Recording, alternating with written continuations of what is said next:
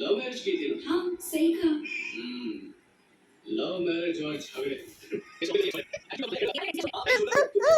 की होता है। पहले तुम कैसे थे, अब कितने बदल गए। पहले 100 बार फोन करते थे, अभी 100 नहीं देते। अभी शादी होते इंसान के बच्चे नहीं होते। इसलिए जब सच्चा प्यार करते हैं ना, तो कैरेक्टर पे ध्यान नहीं देते, इंटेंशन यानी इरादे देखते हैं। पर शादी होते ही इरादों को छोड़कर कैरेक्टर में कभी नहीं लगते। ये बोल के देखो, না পোৱা তুমি ইমান ধুনীয়া মেকআপ কৰিছা এইটো কি লগাইছা কাজল লগাইছা কাজল ইয়াত লগাই কাজল ক'ত লগাই বাৰু কিন্তু তুমি কাজল ক'ত লগাইছা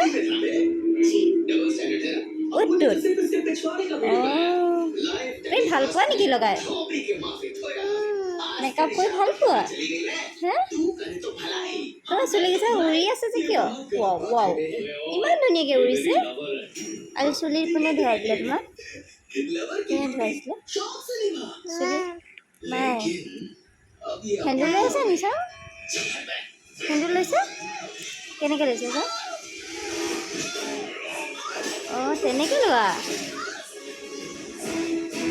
লগাইছা